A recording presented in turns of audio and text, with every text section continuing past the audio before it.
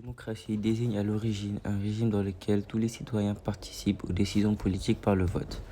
Depuis l'indépendance en 1960, le Sénégal a été largement considéré comme l'un des exemples les plus avancés de la démocratie en Afrique. La pluralité des partis politiques, qui sont définis comme étant des groupes de personnes possédant des idées politiques communes réunies en associations, est une caractéristique essentielle de ce système démocratique. Ainsi, le Sénégal est l'un des rares pays africains à ne pas avoir connu de coup d'État jusqu'à ce jour. Léopold Sédar Senghor, premier président après l'indépendance, a abdiqué en faveur de son premier ministre Abdou Diouf en 1981. Le président actuel Macky Sall a été élu démocratiquement en mars 2012. De ce fait, on est amené à se demander en quoi les partis politiques au Sénégal sont un signe de démocratie dans ce pays.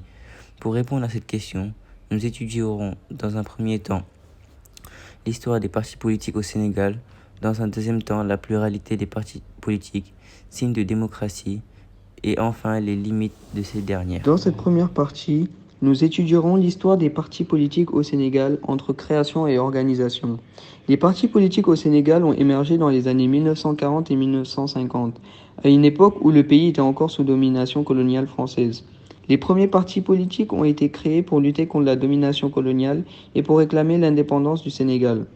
Le premier parti politique à être créé au Sénégal était le Bloc démocratique sénégalais, BDS, fondé en 1948 par Léopold Sédar Senghor et d'autres personnalités politiques sénégalaises.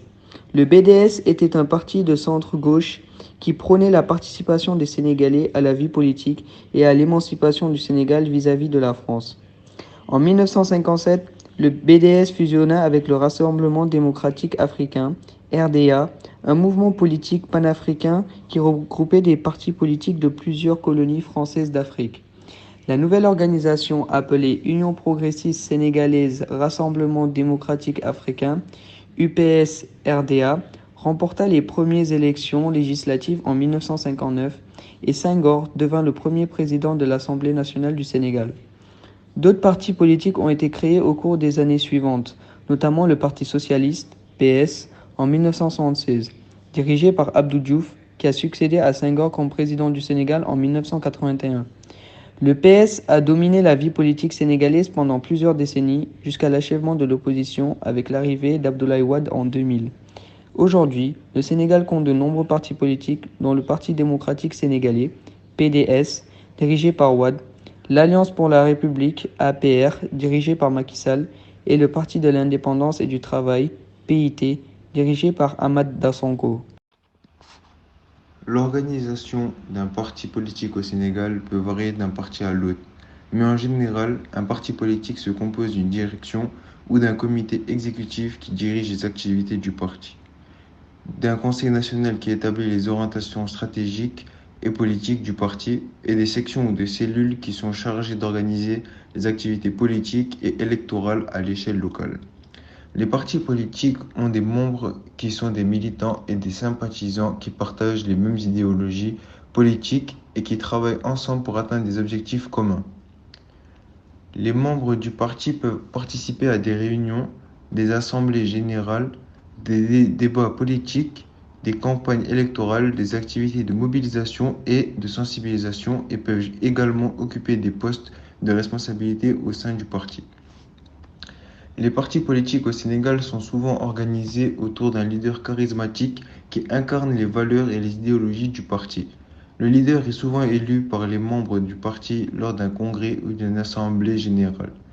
Il est chargé de diriger les activités du parti et de représenter le parti dans les négociations politiques et les élections. La pluralité des partis politiques, signe de démocratie.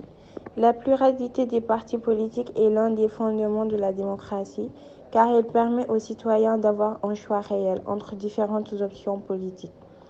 Au Sénégal, la diversité des partis politiques offre aux citoyens une variété d'idées, de programmes et de perspectives pour choisir leurs dirigeants et les politiques qu'ils préfèrent.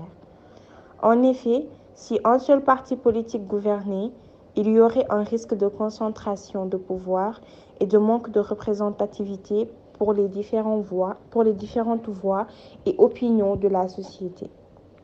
La pluralité des partis politiques est donc un frein à cette concentration de pouvoir et encourage la participation de tous les citoyens dans le processus démocratique. En outre, la pluralité des partis politiques permet également d'assurer une certaine stabilité politique.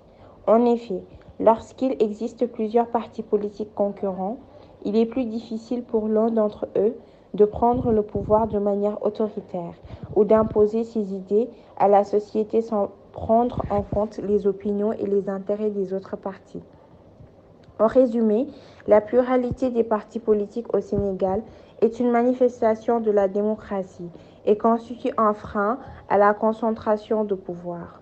Elle offre aux citoyens une plus grande variété de choix politiques, encourage la participation citoyenne et assure une certaine stabilité politique en évitant la domination d'un parti ou d'un groupe sur l'ensemble de la société.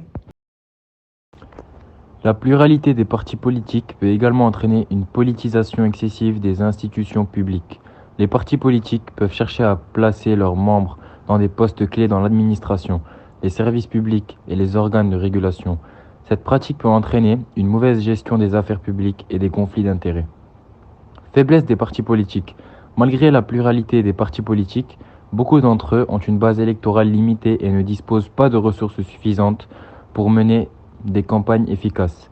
Cela peut conduire à une concentration du pouvoir entre les mains de quelques partis politiques plutôt qu'à une véritable pluralité. Coût élevé des campagnes électorales.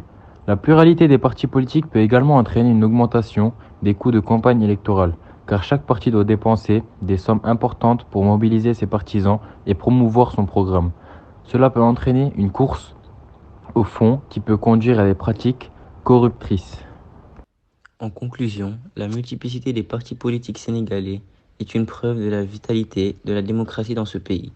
Elle offre aux citoyens une diversité de choix politiques, encourage la participation citoyenne, permet une meilleure représentativité des différentes voix et opinions de la société et assure une certaine stabilité politique en évitant la concentration de pouvoir.